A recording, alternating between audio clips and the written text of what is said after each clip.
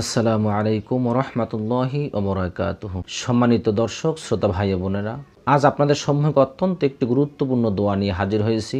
নামাজের মধ্যে জীবনের গুনাহ মাফের দোয়া, অর্থাৎ যে দোয়াটি নামাজের মধ্যে পাঠ করলে আপনার জীবনের সমস্ত গুনাহ খাতাগুলো আল্লাহ তাআলা মাফ করে দিবেন, আপনাকে পবিত্র করে দিবেন।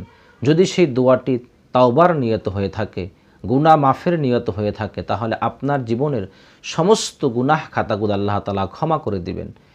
রসুল করিম সাল্লাল্লাহু আলাইহি ওয়াসাল্লামের যুগ শ্রেষ্ঠ সাহাবী এবং সর্বশ্রেষ্ঠ সাহাবী সিদ্দিক আকবর রাদিয়াল্লাহু তাআলা আনহু থেকে হাদিসখানা বর্ণিত। বুখারীর হাদিস নাম্বার হলো 834 নম্বর হাদিস। এই হাদিসের মধ্যে এসেছে, আবু বকর সিদ্দিক রাদিয়াল্লাহু তাআলা আনহু আল্লাহ রসুল সাল্লাল্লাহু আলাইহি ওয়াসাল্লামের কাছে প্রশ্ন করেছেন, ইয়া রাসূলুল্লাহ, ইয়া হাবিবাল্লাহ, আপনি আমাকে এমন একটি দোয়া শিক্ষা দেন যেই দোয়াটা আমি নামাজের মধ্যে পাঠ করতে পারি, যেই দোয়ার মাধ্যমে জীবনের গুনাহ মাফ হতে পারে।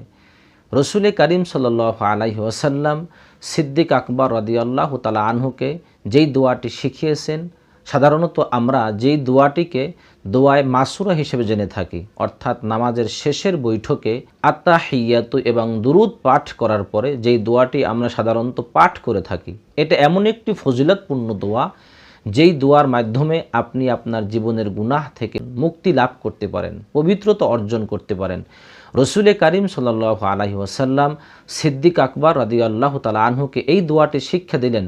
আল্লাহ রসুল সাল্লাল্লাহু আলাইহি ওয়াসাল্লাম তাকে বললেন যে তুমি নামাজের মধ্যে এই দোয়াটি পাঠ করো। দোয়াটি হলো, আল্লাহুম্মা ইন্নী যালামতু নাফসি যুলমান কাসীরা ওয়া লা ইয়াগফিরুয যুনুবা ইল্লা আনতা ফাগফিরলি মাগফিরাতাম মিন ইনদিকা ওয়ারহামনি ইন্নাকা আনতাল গফুরুর রহিম।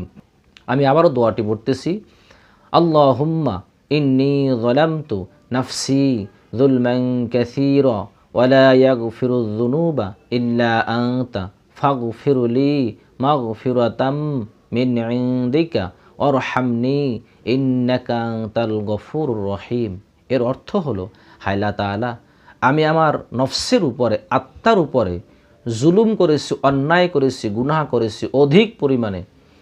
ইন্নী যালামতু নাফসি যুলমান কাসীরা, অনেক গুনাহ করেছি, অন্যায় করেছি। ওয়ালা ইয়াগফিরুয যুনুবা, হায় আল্লাহ তাআলা, আপনি ছাড়া কে আমাকে ক্ষমা করতে পারে, মাফ করতে পারে? আমার যে অন্যায় হয়েছে, গুনাহ হয়েছে, আমার জীবনে অনেক নামাজ ছুটে গেছে, রোজা ছুটে গেছে, অনেক মিথ্যে কথা বলেছি, অনেক জুলুম করেছি, নির্যাতন করেছি, অনেক খারাপ কাজ করেছি। হায় আল্লাহ তাআলা, আপনি আমাকে ক্ষমা করে দেন, আপনার পক্ষ থেকে আপনি আমাকে মাফ করে দেন। মিন ইনদিকা ওয়ারহামনি, এবং আপনার পক্ষ থেকে আমার প্রতি রহম করুন, দয়া করুন। ইন্নাকা আনতাল গফুরুর রহিম, হায় আল্লাহ তাআলা, আপনি পরম ক্ষমাশীল, পরম দয়ালু। যদি কোনো বান্দা কায়মনো বাক্যে নামাজের শেষে এই দোয়াটি পাঠ করে, অবশ্যই আল্লাহ তাআলা তাকে ক্ষমা করে দিবেন, মাফ করে দিবেন। কারণ আল্লাহ তাআলা এটাই চান যে আমার বান্দা আমার কাছে কায়মনো বাক্যে প্রার্থনা করুক, মাফ চাক। এই জন্য অধিকাংশ মুহাদ্দিসগণ, বিশেষ করে নামাজের শেষের বৈঠকে যে দোয়াটি পাঠ করা হয়ে থাকে, দোয়ায়ে মাসুরা হিসেবে আমরা জেনে থাকি, এই দোয়াটিকে অনেকে ইস্তেগফার বলেছেন। এজন্য আপনারা কায়মনো বাক্যে এই দোয়াটি নামাজের মধ্যে পাঠ করুন। এটি একটি তওবা, এটি আপনার জীবনের সমস্ত গুনাহ মাফ করে দিতে পারে। যদি আপনার দোয়াটি সেই রকম আল্লাহর দরবারে করা হয়ে থাকে, প্রার্থনা করা হয়ে থাকে, অন্তর থেকে আল্লাহর কাছে চাওয়া হয়ে থাকে, আল্লাহ তাআলা অবশ্যই আপনাকে ক্ষমা করে দিবেন। এই জন্য যখনই আপনারা নামাজ আদায় করবেন, অবশ্যই দোয়াটি শেষের বৈঠকে পাঠ করবেন এবং আল্লাহর কাছে নিজের জন্য কায়মনো বাক্যে মনটাকে নরম করে, একদম মলিন করে, নরম করে, মোমের মতো নরম করে আল্লাহর দরবার এই দোয়াটি পাঠ করুন। দোয়ার অর্থের দিকে খেয়াল করে পাঠ করুন। হায় আল্লাহ, আমি আমার নফসের উপরে, আমার আত্মার উপরে অধিক পরিমাণে জুলুম করেছি, গুনাহ করেছি, অন্যায় করেছি। আল্লাহ তাআলা, আপনি ছাড়া কেউ নাই আমাকে গুনাহ ক্ষমা করতে পারে, মাফ করতে পারে।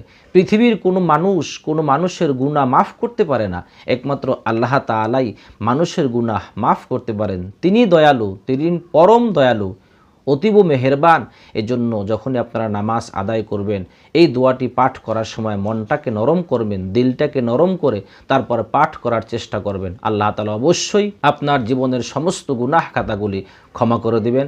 আসসালামু আলাইকুম ওয়া রাহমাতুল্লাহি ওয়া বারাকাতুহু।